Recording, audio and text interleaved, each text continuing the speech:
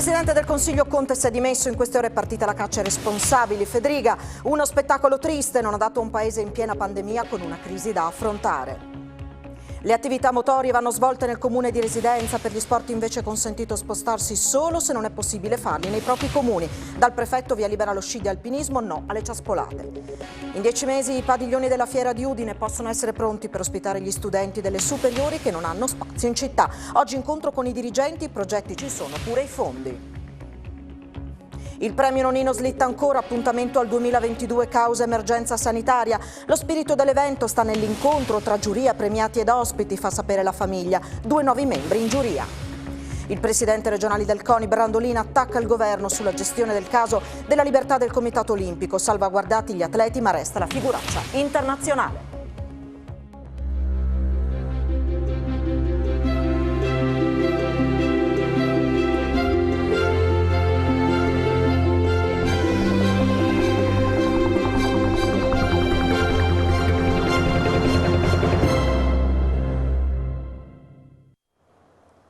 A tutti voi buonasera e ben trovati a questa edizione del telegiornale di Telefriuli che apriamo con la pagina politica. Dunque il Presidente del Consiglio Giuseppe Conte oggi è salito al Colle, ha messo nelle mani del Capo dello Stato Mattarella le sue dimissioni. In queste ore è partita la caccia ai responsabili. Sulla vicenda interviene il Presidente della Regione Fedriga, che parla di spettacolo triste, non adatto, dice, ad un paese in piena pandemia e con una crisi da affrontare.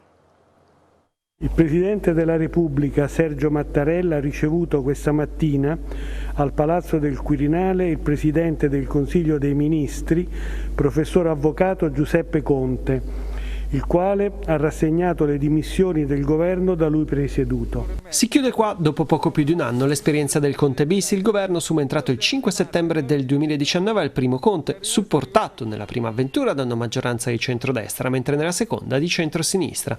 Il Presidente della Repubblica Sergio Mattarella inizierà domani pomeriggio le consultazioni dei vari gruppi, alle quali il centrodestra, Lega, Fratelli d'Italia e Forza Italia, parteciperà in maniera compatta, nonostante inizialmente si pensava a incontri singoli, con il rischio proprio che Forza Italia, nonostante le continue smentite, potesse essere un'ancora di salvezza per un Conte Ter insieme a PD e Movimento 5 Stelle. L'intento di tutti rappresentanti del centrodestra è quello di far sì che il Parlamento sia reale rappresentante del popolo. Resta da chiarire la posizione dei singoli, con voci che parlano di un possibile passaggio ai responsabili di altri senatori del Friuli Venezia Giulia. Su tutti Laura Stabile, in rotta con i vertici regionali degli Azzurri, dopo la scelta di Tommaso Cerno di votare la fiducia a Conte.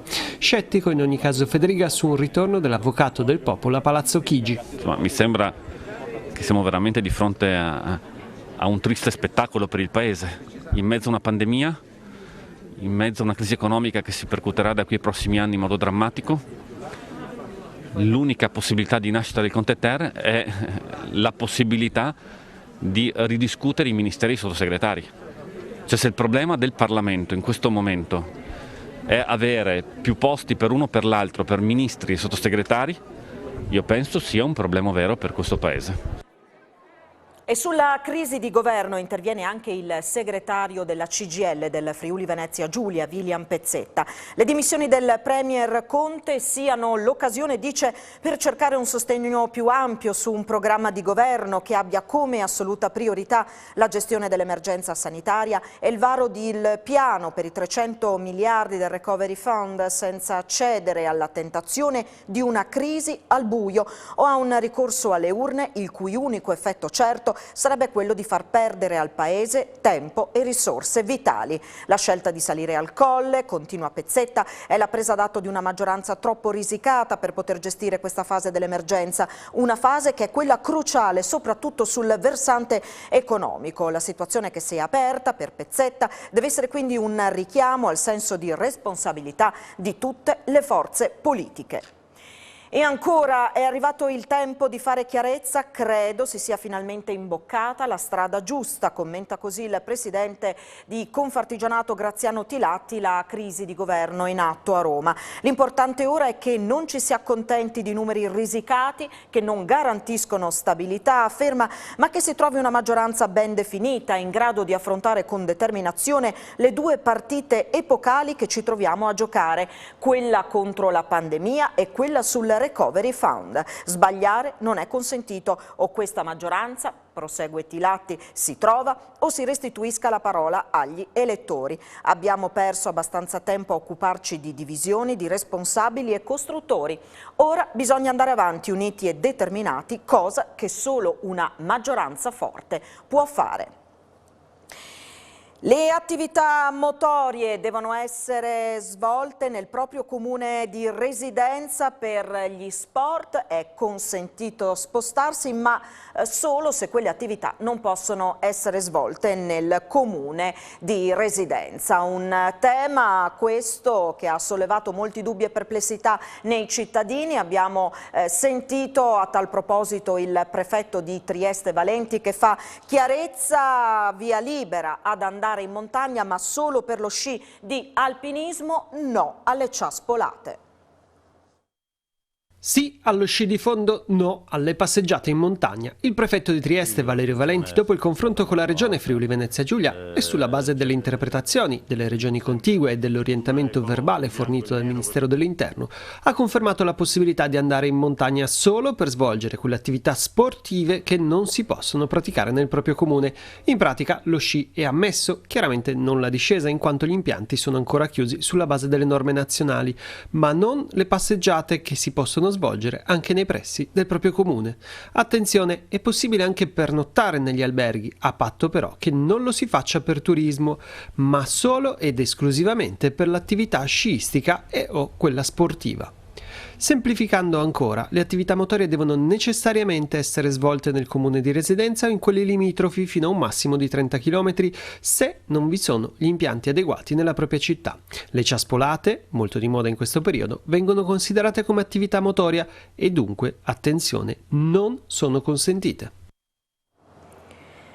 Sono 421 i nuovi contagi rilevati nelle ultime 24 ore in Friuli Venezia Giulia. Su 6.106 tamponi molecolari sono emerse 242 infezioni al Covid, con una percentuale di positività del 3,96%. Su 2.841 test rapidi antigenici invece sono stati rilevati 179 casi, con percentuale di positività del 6,30%.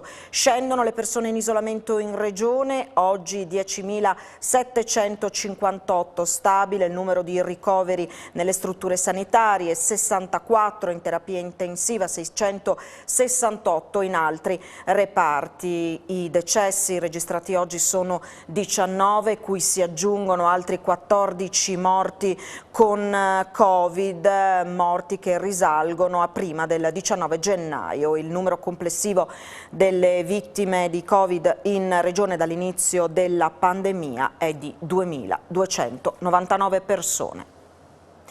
E ricominciano ad esplodere i contagi nelle scuole, tra compagni di classe. Tra le criticità emerse nelle ultime ore si segnalano 2 focolai accertati in una scuola materna di Udine e in una elementare di Tavagnacco. Proprio oggi è stata comunicata la sospensione delle attività in presenza per una classe quarta della scuola primaria di Colugna. Il Dipartimento di Prevenzione, a seguito dei contagi emersi già la scorsa settimana, dopo la positivizzazione di un alunno precedentemente risultato negativo ai tamponi, ha deciso per estrema precauzione di sottoporre studenti e insegnanti ad un ulteriore tampone di controllo, attivando la didattica online per un periodo di almeno 7 giorni, almeno fino al 3 febbraio. Un secondo focolaio in una scuola dell'infanzia, la Paolini di via Cisis a Udine. Sarebbero una ventina le positività emerse nella struttura, avrebbero coinvolto bambini e insegnanti e costretto l'asilo privato a sospendere l'attività per almeno 15 giorni. Nel tardo pomeriggio è arrivata la comunicazione alle famiglie, bambini in quarantena. Tempo 10 mesi e i padiglioni della Fiera di Udine possono essere pronti per ospitare gli studenti degli istituti superiori che non hanno spazi sufficienti in città. Oggi c'è stato un incontro con i dirigenti, i progetti ci sono, i fondi pure.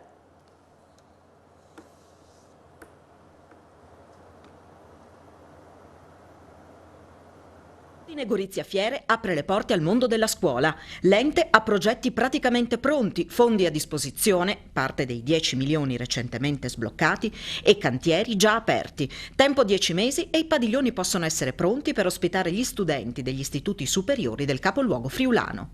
È questo il messaggio lanciato ai dirigenti scolastici delle scuole cittadine nel corso di un incontro promosso dalla Camera di Commercio di Pordenone Udine. Sono intervenuti il presidente Giovanni D'Apozzo e l'amministratore unico della Fiera, Lucio Gomiero. Abbiamo chiamato a raccolta il mondo della scuola, spiega Gomiero, per rappresentare alcune soluzioni architettoniche di progetto, per realizzare spazi specifici per la scuola all'interno dei nostri padiglioni.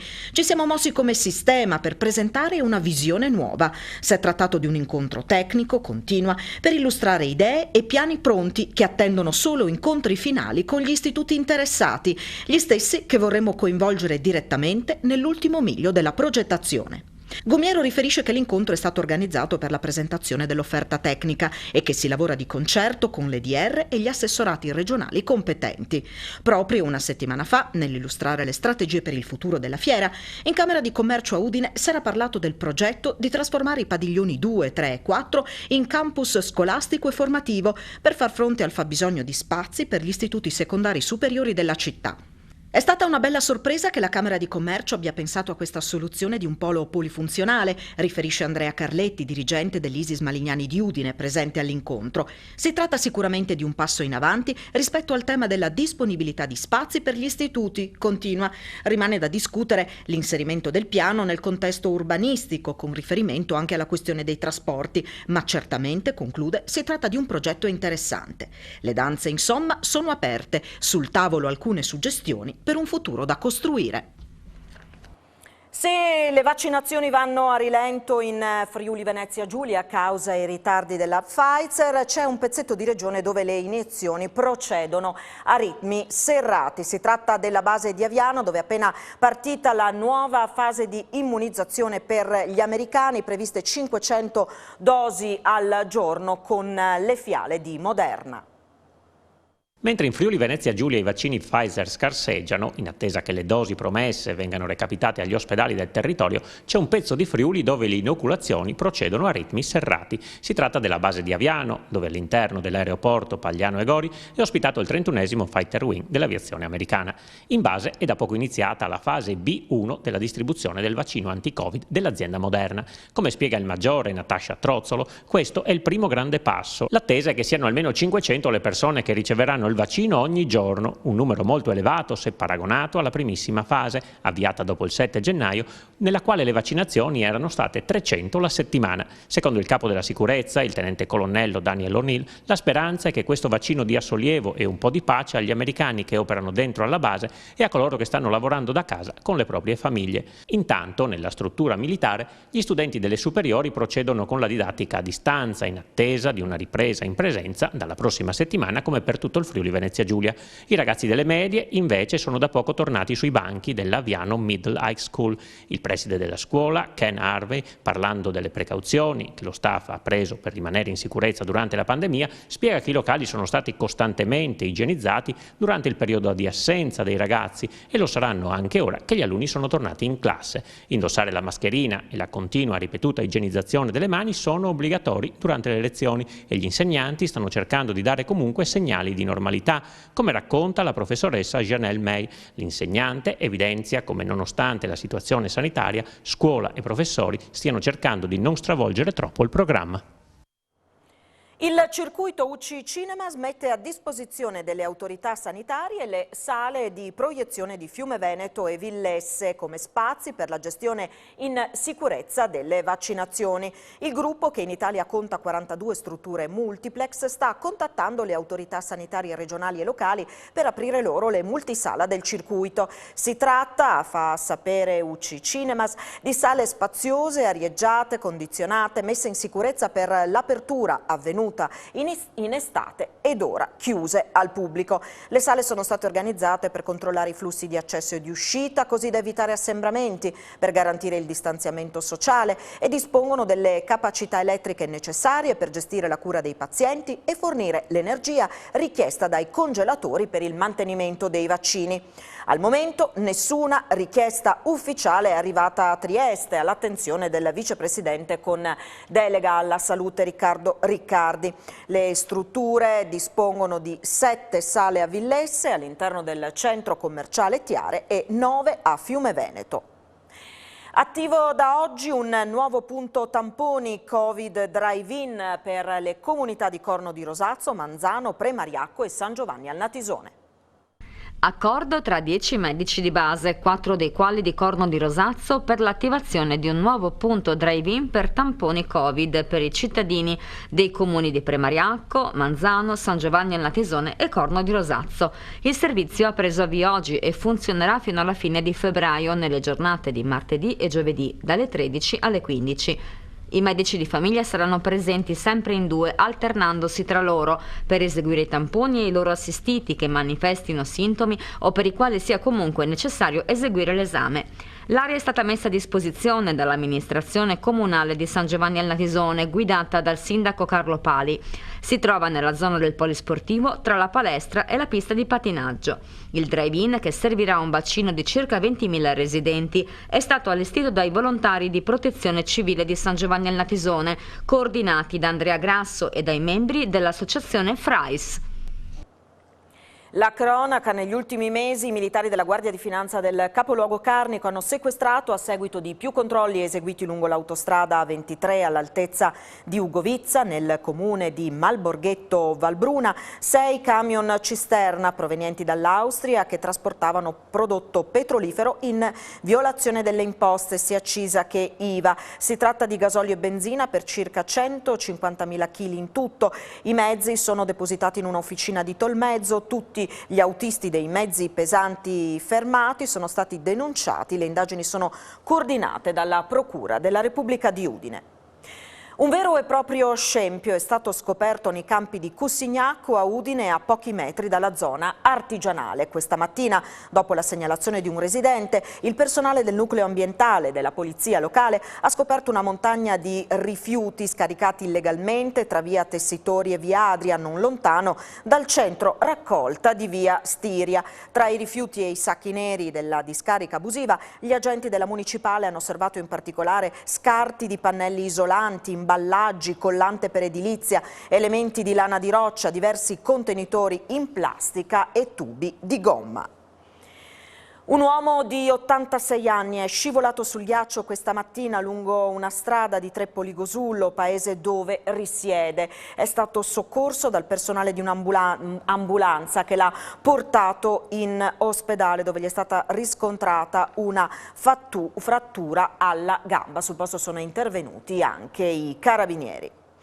Ha chiuso il distributore di benzina che gestisce in via Cotonificio a Udine e ha lasciato l'incasso in una busta nascosta all'interno dell'auto, poi posteggiata e incustodita.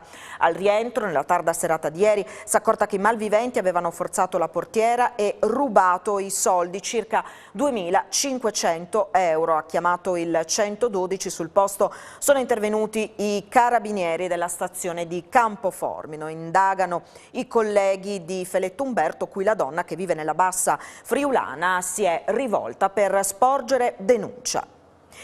Questa mattina a Trieste sono state installate 13 pietre d'inciampo per ricordare le vittime della Shoah, una cerimonia ricca di commozione e di ricordi. Samuele Levi, Vincenzo Gigante, Anna Isacco Israel, Enrico Almagià, Giuseppina Iesurum, Lucia Cesana, con i figli Giacomo, Davide e Rachele, Zoe Russi, Mario e Alberto Levi. Sono i nomi stampati sulle 13 pietre dell'inciampo installate oggi a Trieste, che si uniscono alle 50 già posizionate gli scorsi anni e alle 20 che verranno posizionate il prossimo anno. Trieste ricorda le vittime della follia del nazifascismo, un territorio, quello giuliano, condizionato anche dal dopoguerra, e proprio il sindaco Roberto Di Piazza si è commosso ricordando gli eccidi dei nazifascisti e sottolineando l'impegno dal 2000 per superare il passato e guardare al futuro. Le pietre d'inciampo servono proprio a ricordare. Dobbiamo evitare che tutto questo diventa solo e unicamente storia, qualcosa di totalmente impersonale e lontano dalle nuove generazioni. Domani il giorno della memoria e a Trieste, come di consueto, ci sarà la deposizione delle corone alla risiera di San Sabba, con ingresso consentito solo alle autorità, chiaramente causa Covid, alla presenza del sindaco di Trieste Roberto Di Piazza, del commissario di governo Valerio Valenti e del presidente della regione Massimiliano Fedriga. Il giorno della memoria di domani, che ricorda la Shoah, deve ricordare non solo la Shoah ma soprattutto quello di cui un gruppo di uomini è capace, portando fino alle ultime conseguenze delle teorie completamente sbagliate che si basano sulla differenziazione tra gli esseri umani, dando una scala di valore all'umanità. Il Comune di Udine ha avviato un percorso di valorizzazione e conoscenza dei personaggi illustri della cultura e della società del Friuli, con la realizzazione e la posa di statue e targhe. Vediamo.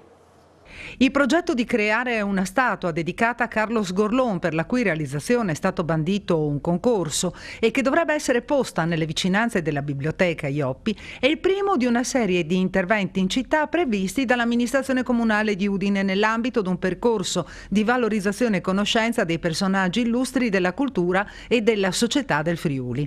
Dopo quella di Sgorlón è prevista la realizzazione di una seconda statua dedicata a Don Francesco Placereani, pre Checo Placerean, uno dei più importanti autonomisti friulani. Si aggiungono anche 5 targhe dedicate a personaggi della storia del Friuli e saranno visibili dalla strada sulle facciate di case che sono state le loro residenze oppure luoghi frequentati. Parliamo di Jacopo Pirona, Giuseppe Marchetti, Gianfranco Daronco, Tiziano Tessitori, Novella Cantarutti e Aurelio Cantoni. L'insegnamento e anche il percorso storico credo che ci porti adesso a riconsiderare la lezione che ci è stata data nel secolo scorso, per vedere di realizzarla o comunque di portarla a compimento, perché i tempi secondo me richiedono sempre più la capacità di autogoverno delle singole popolazioni. Più si allarga il tema del governo dei grandi soggetti multinazionali come l'Europa, più c'è bisogno di un richiamo forte a livello locale per mantenere l'identità, però mantenere l'identità non è fine a se stesso, è per creare le condizioni per lo sviluppo autogeno dei singoli territori. Il premio Nonino slitta ancora, appuntamento al 2022 causa pandemia.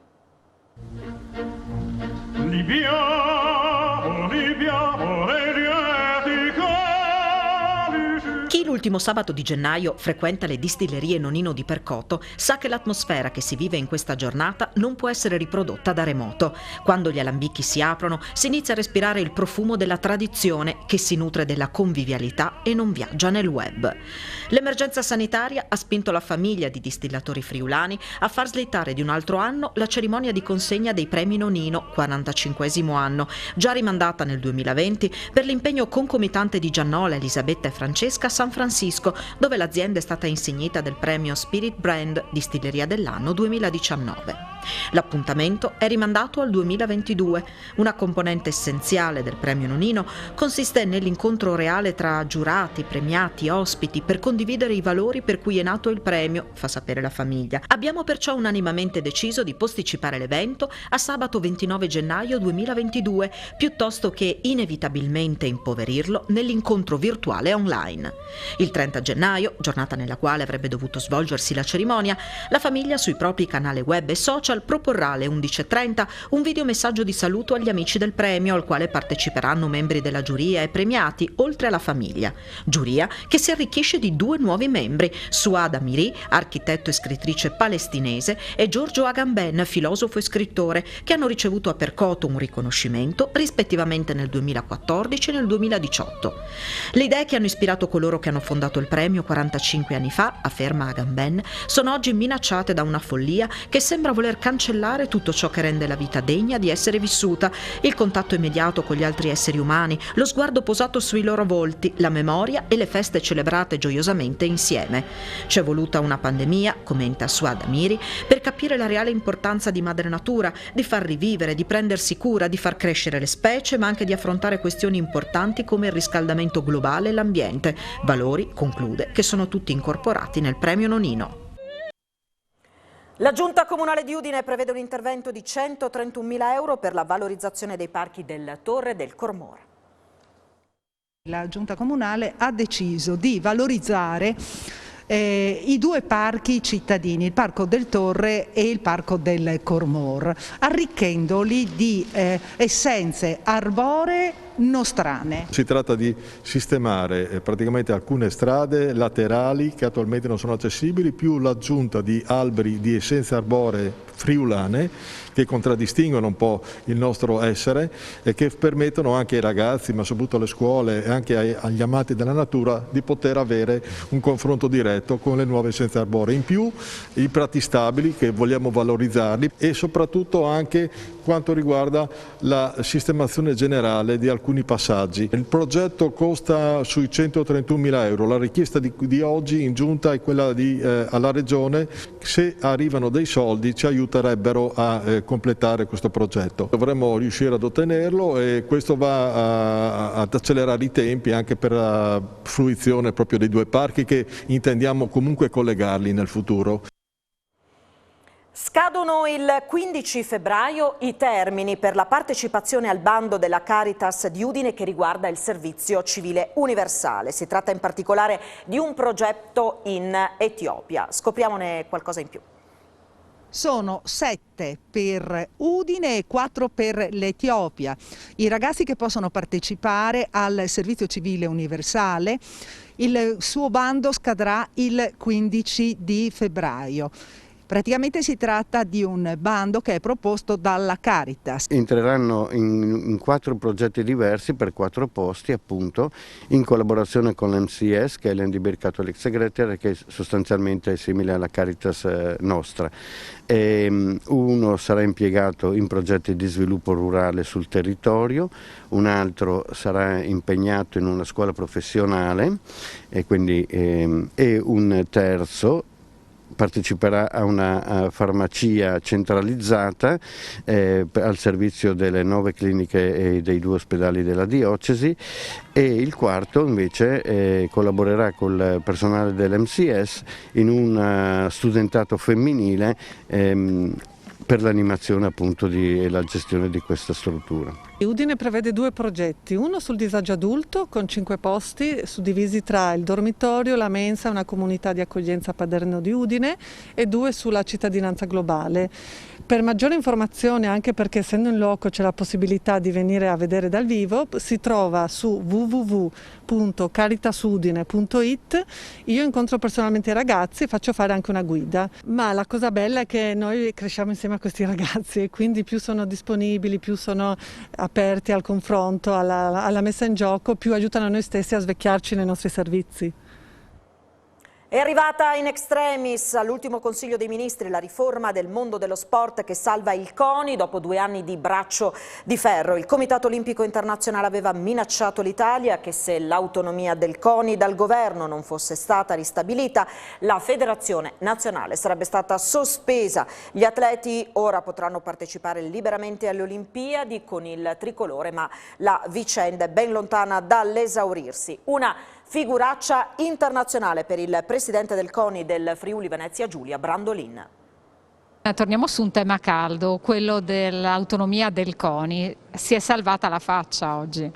Oggi con questo decreto l'ultimo secondo, dell'ultima ora, dell'ultimo giorno, dell'ultimo mese utile, potevano farlo prima, no? Ovviamente, si è salvata almeno la faccia del nostro Paese e soprattutto per i nostri atleti, le nostre atlete che andranno a Tokyo a rappresentare l'Italia orgogliosamente con la bandiera e con l'inno. Io sono contento per questo.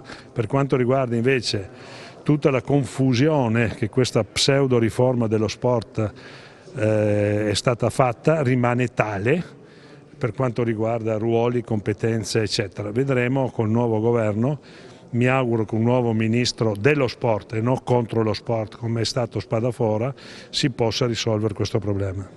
Anche perché è tutto ancora in ballo, si tratta di un decreto legge, quindi veramente siamo ancora in alto mare, possiamo dirlo? Sì, certo, ripeto, è stato solo messo un tampone per far sì che domani mattina il CIO non ci cacci fuori dalle Olimpiadi così come era previsto e quindi questo va bene, ripeto, soprattutto per le atlete e gli atleti. Soprattutto per loro, però insomma penso che abbiamo fatto in ogni caso una figuraccia perché sono 2 anni che si poteva fare questi ragionamenti e ripeto si è aspettato l'ultimo giorno, l'ultima ora, l'ultimo secondo di un governo dimissionario per fare questo decreto. Questo dovrà passare alle Camere, dovrà essere convertito in legge e quindi Dio provvede e io spero. Siamo all'Udinese, è ufficiale la cessione di Kevin Lasagna al Verona in prestito per 18 mesi, mentre ancora tarda ad arrivare quella di Fernando Llorente. L'ex Napoli ha svolto le visite mediche per il passaggio all'Udinese, in contemporanea con la partenza di Lasagna che dai social saluta e ringrazia Udine, città, dice, dove ho messo le basi della mia famiglia. Ed ora parliamo del meeting di Salto in Alto, evento che accende i riflettori sulla città di Udine. È stata presentata oggi nel Salone del Popolo del Comune di Udine la 4ª edizione del meeting di Salto in Alto Udine Jump Development. Di questi tempi ancor più un vero e proprio evento che si svolgerà domani al Pala Indoor Ovidio Bernes. Vedo che gli atleti arrivano qui e ci ringraziano del fatto che stiamo facendo tutto questo sforzo. È uno sforzo che sta ripagando perché siamo un evento che da tutto il mondo ci mettono gli occhi addosso per i partecipanti soprattutto. I migliori al mondo sono qui.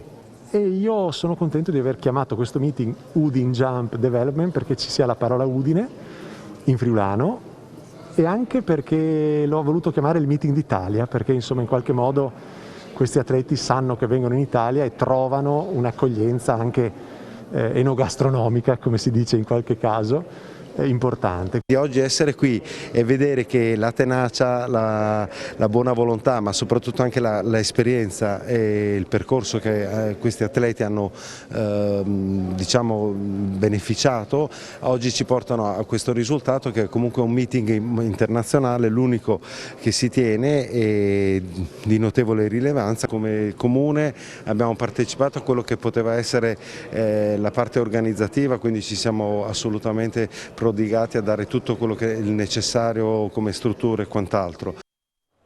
Termina qui questa edizione del nostro telegiornale, grazie per averci seguito, buon proseguimento di serata, arrivederci.